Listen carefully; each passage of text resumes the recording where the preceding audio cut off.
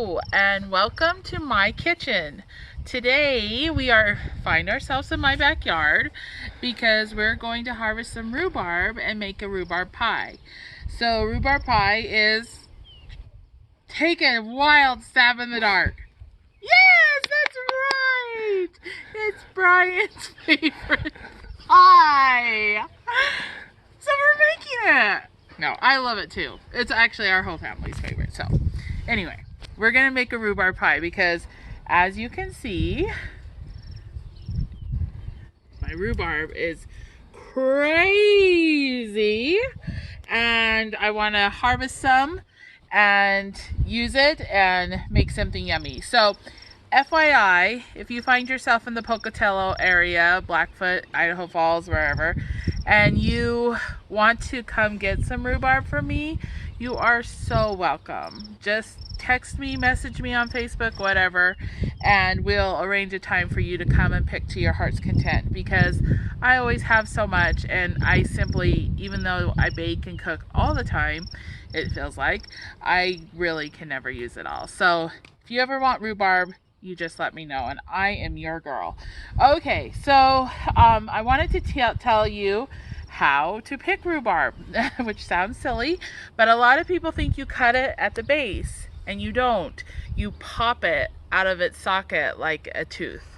So anyway, we're gonna do that today. What I like to do is as I look at I've picked my parts that started to bolt. So some of them look kind of rough in here. These were bolting. But anyway, I like to look for ones that feel tender and aren't super thick and big, because I find that they get a little woody. I think we're back again.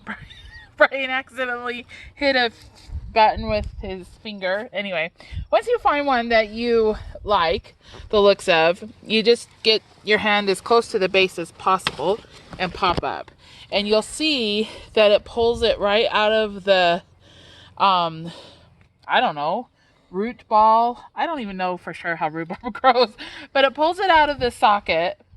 And the reason you want to harvest it this way is if you cut it, it can actually cause it to rot and get disease. That's what my mom told me anyway. So we're going to go ahead and just pick, I don't know, probably 8 or 10 stalks of it. 3, 4, 5, 6.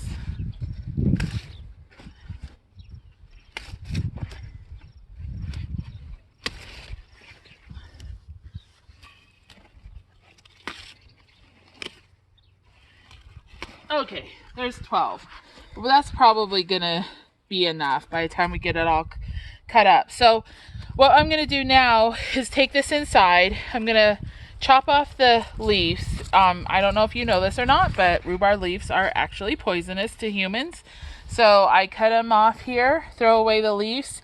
Then I cut off this socket part where it starts to get kind of yucky towards the bottom there, and wash it up just like you would celery. And then when I get to that point, I'll bring you back and we'll go from there. All right, we're technically back in my kitchen now. So here we go. All right, I've gotten the rhubarb washed and hacked up as far as the little leafies off and the little end stem. So what we're gonna do now is we're gonna slice it up for our pie. We need 4 cups total, which is this little mark here on my Pyrex. If I end up having to go pick more, I'll let you know how many stalks I ended up needing. But on the thinner stalks, I keep them whole. If they're thicker like this, I go ahead and slice them down the center. I sharpened my knife, so this should be a very painless process here. And then what you're gonna do is just slice it into little, probably 1/8 to 1/4 inch slices. So you're looking like that. Little pieces, the stalks. Because you want it, I mean, you don't want them to break down into mush, but you want them to you know, be nice and small and not huge pieces in your pie. And I'm going to be making my rhubarb pie today with tapioca, instant tapioca. I really like to use that on a rhubarb pie. I think it makes the best filling that way. So here we are. I've sliced up my first stalk of rhubarb, and then I'll just put it into my measuring cup, and I won't make you painfully watch me do this, even though my knife skills are pretty on point. But I'm just teasing, they're really not that great. But anyway, I'll get this done and I'll have you come back and we'll finish making the filling and then work on our crust. Okay, welcome back. We are ready to make our filling for the rhubarb pie. So I got it all cut up. It was 4 cups on the dot. So that was the Lord, because you guys know me, I am not that smart. So we're just gonna put all 4 cups of our chopped up rhubarb in a bowl.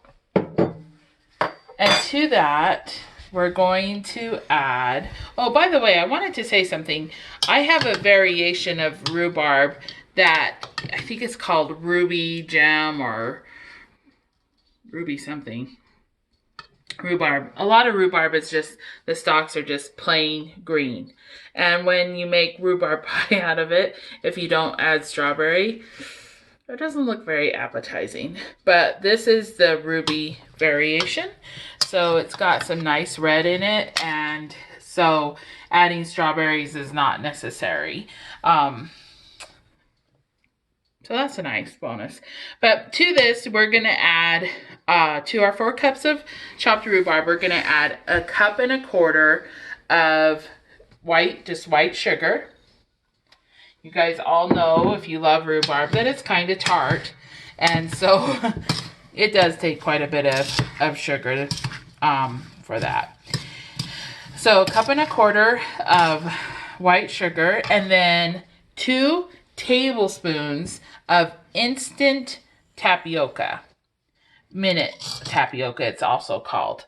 And like I said, I like the way the tapioca makes the filling for rhubarb pie, especially if you're just using rhubarb and not putting strawberries in it, because it makes it very,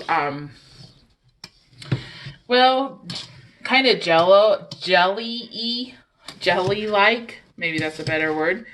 And, I don't know. It has a nice texture to it, as opposed to sometimes you can use flour and things like that to thicken it or make the filling. I really do like the way minute tapioca works for that. And if you don't like tapioca pudding or something, you don't really, it's one of those things where you don't really taste the tapioca. It's not like pudding that way. So 2 tablespoons of minute tapioca, and then this is just a teaspoon of orange zest.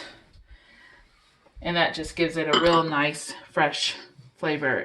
Orange zest really complements the rhubarb well. And now Brian's seeing how I make rhubarb pie, and he's probably like, wow, I didn't even know there was orange zest in there, because you don't taste necessarily the orange. It plays well with the rhubarb.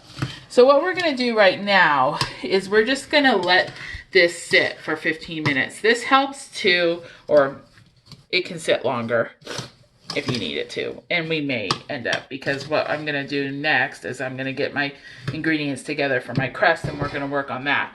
But that needs to sit for at least 15 minutes to soften those minute tapiocas and get them ready to absorb the moisture that the rhubarb will put off as we bake it and make that nice filling. So come back in a second and we'll work on a crust. Welcome back. We've tried flipping orientation. You can tell summer has arrived, or close to arriving, in my corner of the planiverse, because it's hard to find a place where my face isn't shadowed. So we'll just pretend like I'm in the witness protection program, and you can't see my face because it will, confirm my identity or something. I don't know. Okay, this is 2 cups of flour. And with it, we are going to make a beautiful pie crust.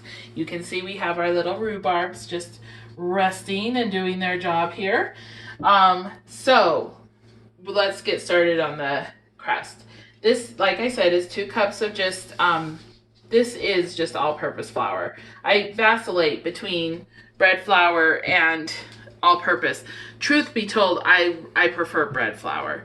You use less, it bakes up better, but this is all-purpose flour because with the whole flour shortage, toilet paper shortage, some people knew there was everyone knew, the whole planet knew there was a toilet paper shortage, but only if you were a baker did you know how hard it was to get your hands on flour. I mean, there was not a lot I wouldn't do for a bag of flour there for a while. So thankfully that's calmed down. Everyone's calming down, so that's good. Okay, so here we go. Just a minute, I gotta make sure. Oh no, that's just a shadow. Okay, that's what's the beauty of having cataracts. You see things. You don't know if they're shadows or lint. That was a shadow. Okay, anyway, to this 2 cups of flour, get on point, girl. We are going to add a teaspoon of salt and 2/3 cup of fat. I like to, the recipe calls for just shortening, but why when there's butter? So I like to do half and half. So this is a 1/3 cup of butter, cold, cut into smaller pieces. And here's a bit of science so that you can call this homeschool. I like to use the theory of displacement to measure my shortening because I hate cleaning shortening out of measuring cups. So what I do is I fill a Pyrex glass cup with 1 cup of water. Then I put a blob of shortening in it. And if it measures 1 1/3, which this does, guess how much shortening that is? 1/3 cup. That's displacement. So, and science. Remember, I've always said baking is science. Okay, so just get your shortening out of there. And then later on, we're just going to add some ice cubes. Jaden's home. So my dogs are going to freak out for a minute. Do you want to stop? Okay, we're going to let it go. You guys have heard dogs bark before. Maybe you've never heard mine, but now you're going to.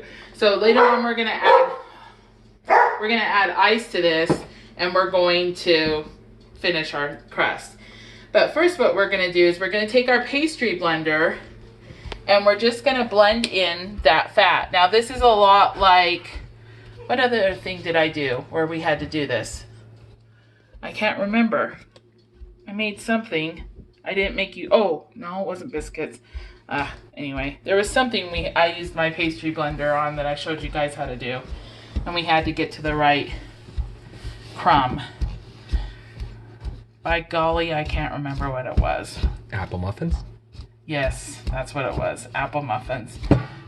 So, same thing here. And I'm not going to make you painfully watch me do this. But what you're looking for is you're blending this together until your butter is in small little pea-size, butter and shortening for that matter, small little pea-size crumbs, okay? So I'm going to work on that, and I'll bring you back when we get to that point. Okay, we are back. I've got the crumbs, the butter and shortening all incorporated with the salt and flour. So now we're to the point of adding the water. This says it takes 4 to 5 tablespoons of ice water. So we're going to start with 4. 1. And this is just the water. I added ice to it. There's 3. And here's 4. That we use to displace our shortening. And we're just going to give that a little mix and see if we get a dough that forms or if we need to add a little more water. Pie crust is like some of the other things we've talked about before, where the humidity of the air, the humidity of your house, everything affects whether or not it comes together. And it looks like this. Sometimes I like to feel it. Yeah. Not sometimes. I always like to feel it. I'm very much a hands-on baker. So, right or wrong, bad or good, that's the way it is. So I added that 5th tablespoon that it talked about. And I think that's going to give us what we need. So we're just going to get this together into a ball form here of dough, pie dough. I really like the flavor and the crumb that butter gives the dough. Now, a lot of pie crusts will ask you to chill the dough before you roll it out. This one doesn't, which I like because I'm lazy. Well, I'm not lazy, but I don't like to do extra work. Maybe that does make me lazy. Okay. Brian always says, you're not lazy. You should not say on your videos that you're lazy. Which I appreciate. I like to have a husband who thinks I'm a hard worker. Boy, have I got him fooled. No. Okay, so there we go. Here we've got a nice ball of pie crust. Okay, so we're going to just set all of this to the side here. Let me grab a paper towel real quick, just to make sure there's no water on the cupboard from mixing that. Put my water to the side. Okay. All right, and now I have just a little measuring cup full of flour. We're going to flour our surface of our cupboard here. And since we're making a rhubarb pie, 2-crust pie, we're going to cut this in half. Yeah, a knife will work great, babe. Just that one will be fine. Okay.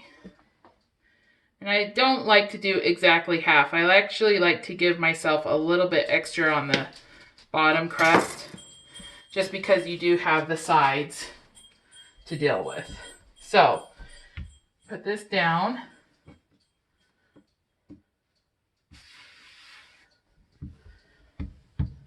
Sprinkle the top with flour too. You really want it heavily floured so it's easy to move around. And then you want to just start rolling it out into a circle for your pie plate. Now, I am using, every once in a while, we either buy or are given a pie from a local restaurant here called Butterburst.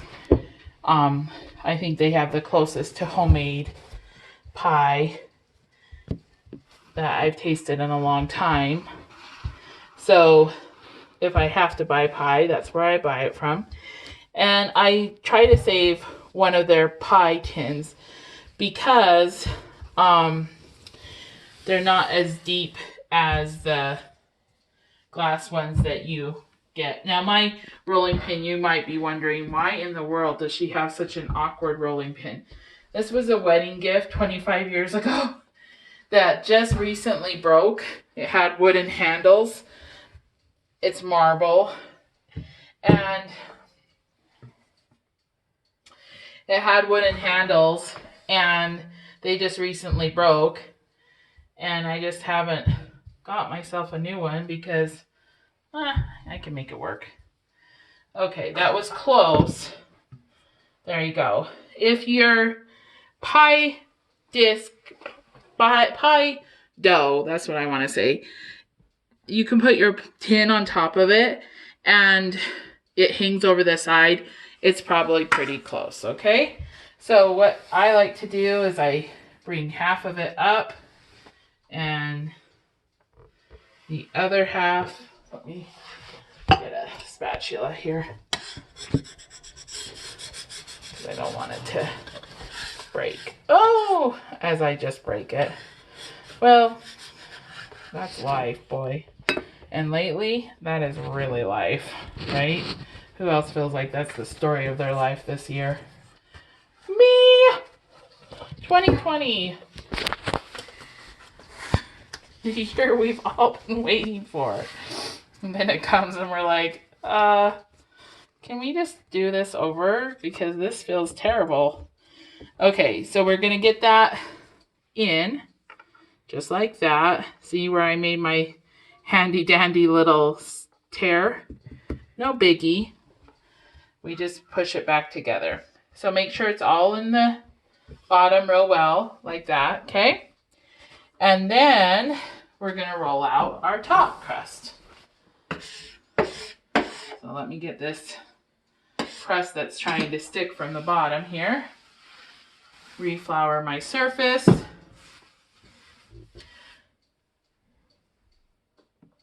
And we'll take our crust. Look at that.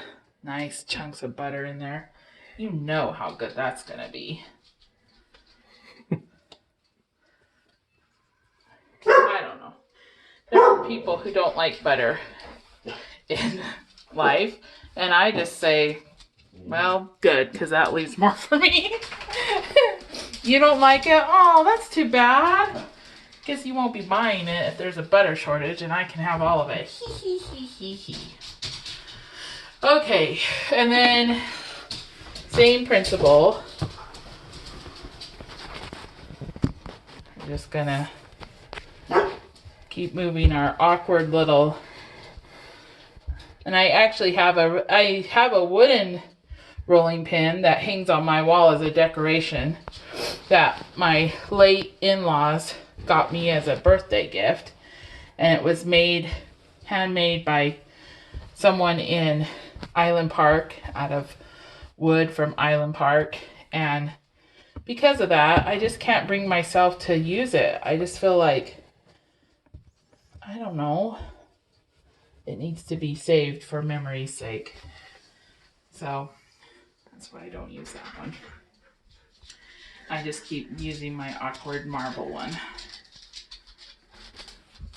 If I would have taken the time to chill this dough, it wouldn't be quite so rickety, in the sense that it wouldn't try to fall apart. But I'm going to be honest. Today's Monday, Memorial Day Monday. That should be close enough. And I also know that if I would have chilled this dough, there's a really good chance that it would have stayed in the refrigerator overnight until tomorrow. Because Mondays, I struggle with what you might call energy. And so, just being honest there, it wasn't going to happen.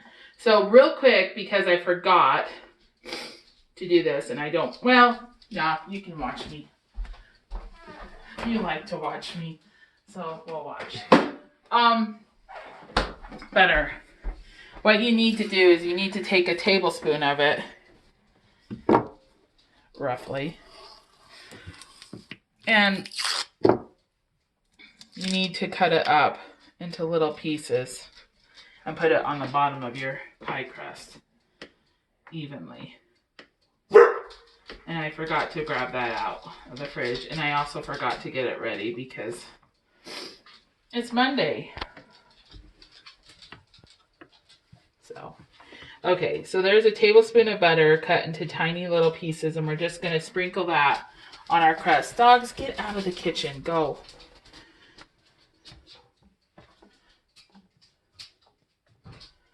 Now, what's that for? I don't know. Okay. You just have to do it. Because there's more butter? I don't know. Recipes call for it. There's the sad but true statement. Why do you do that? Because you told me to, Drill Sergeant. That's true.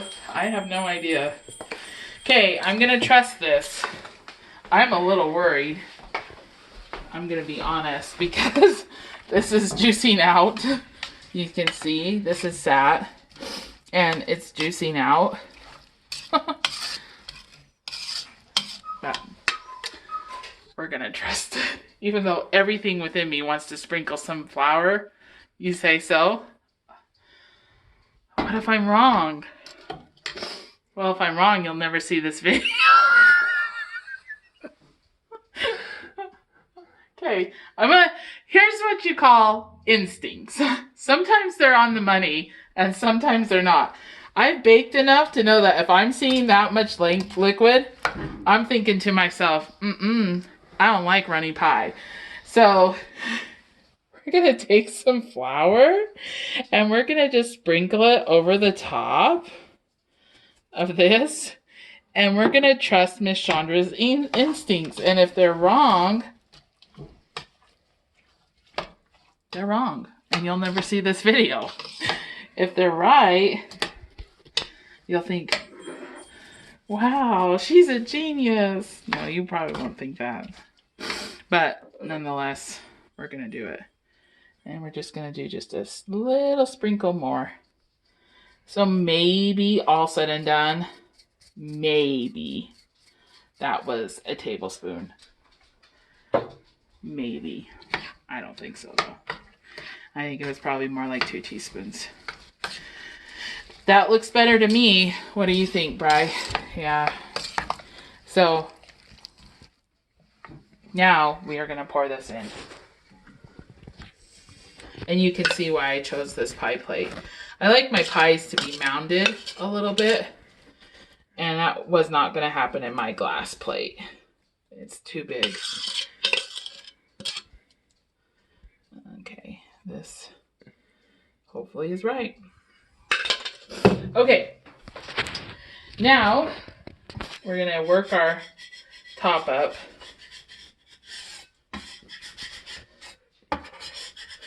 Just using a spatula underneath and then folding it in thirds. Popping that baby on there. It's not the prettiest pie you'll ever look at, but it will be delicious. So now we're going to take the edge and we're going to, if it's too thick, which it could be because that is a little bit too much crust, just roll it off, or cut it off, I mean. We're back. So basically what I did is I continued to, cut off parts that I thought were too thick with crust, and now we have this rough rolled crust that we're gonna flute to make it look semi-pretty. I'm not known for pretty pies. It's just not my forte. I look at the beautiful pies that I've seen on Pinterest and I'm like, yeah, that's pretty, but I mean, we all know what's gonna happen to that pie. It's gonna be cut up, it's gonna be eaten, and it's not like I'm making this for a wedding, so ain't nobody got time for that. That's my opinion. But if you make beautiful pies, I say hats off to you. Again, my crust it's funky because I didn't let it rest. If you let it rest, you really are a better person, and it's really going to be a lot easier to work with. But again, it's Monday and I'm tired, and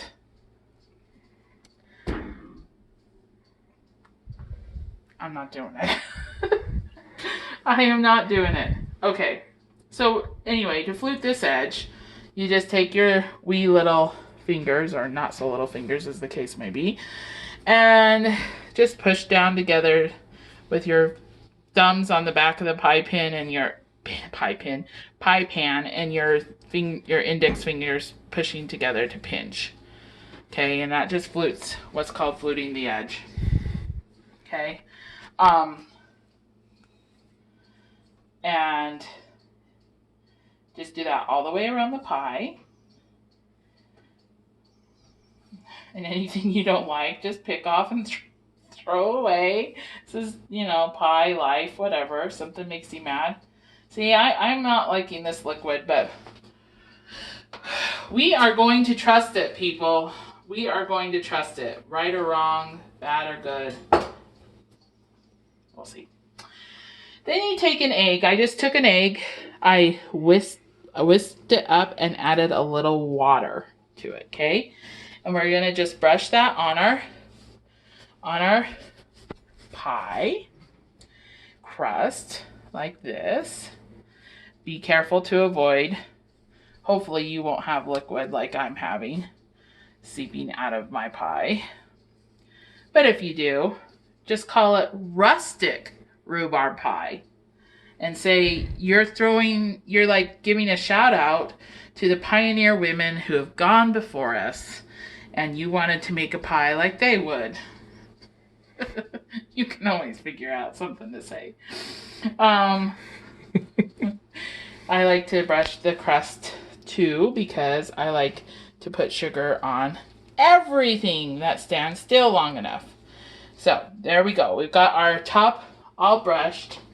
And now we need to make a couple of vent holes to allow for venting as the pie bakes. So I usually just make a little design of 4 slits and then like an X in the center. That's kind of my go-to move.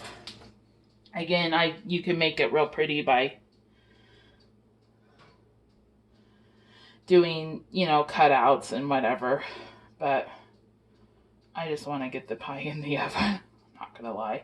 And then I just sprinkle it with white sugar to give it a yummy crust. Okay, and then our oven is 425 degrees, and we're gonna pop that in for about 40 minutes. And if I'm wrong about that time, I will let you know, but I'll check back with you when that time is expired. We're back, and our rhubarb pie is done. So the timer just went off. 40 minutes was right on the money. So I want to show you what it looks like. You can see that it's beautifully golden brown. I wasn't sure with that juice that was coming out what would end up happening with that.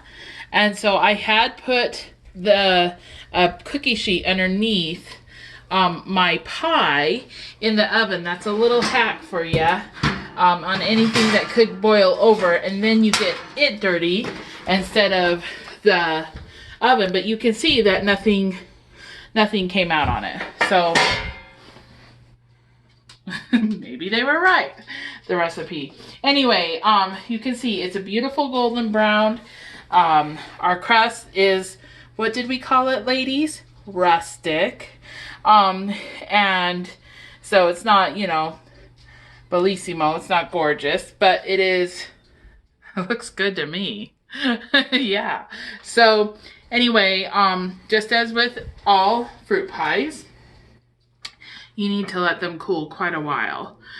And so what I'm going to do is we're going to just put this to the side in a place where it won't be disturbed. We're going to just let it cool, let it sit. And then tonight, this is one of those videos where I'm going to show you the finished product, because the jury's out on whether or not you're ever even going to see this video. If it doesn't turn out, I'm going to tweak this recipe and redo it so that you can make a good pie. But if it does turn out, I'm going to show you this video, but we'll cut it tonight together and you'll get to see it being served so you can see how it's set up and everything. So when we're ready to eat dessert tonight after our barbecue, I'll bring you back to our table and we'll cut the pie together and we'll see what it looks like. Other than that, we're just gonna let it cool for now.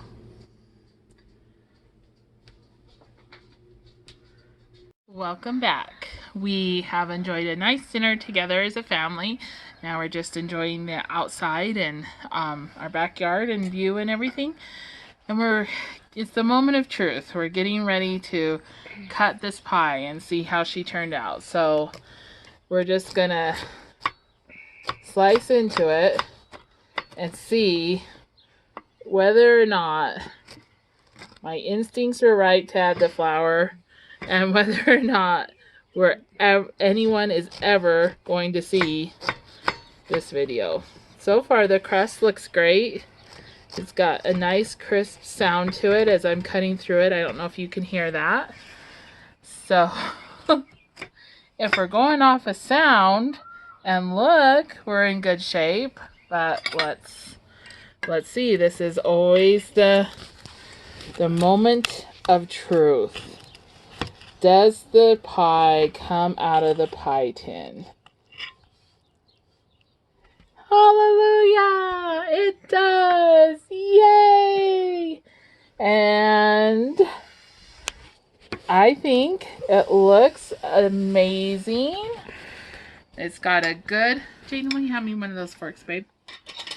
It's got a good... like the filling is nice and firm, but not dry. So I think we have a winner, guys. So if it doesn't taste good, I'll never post the video. So I guess whether or not you see this is whether or not it tasted amazing. So other than that, thanks for joining me in my kitchen today, and I almost said Lord. I guess the Lord was with me. Thanks for joining me in my kitchen today, Lord. And thank you for joining us in my kitchen today. And other than that, I love you. We love you. God loves you. And God's got this.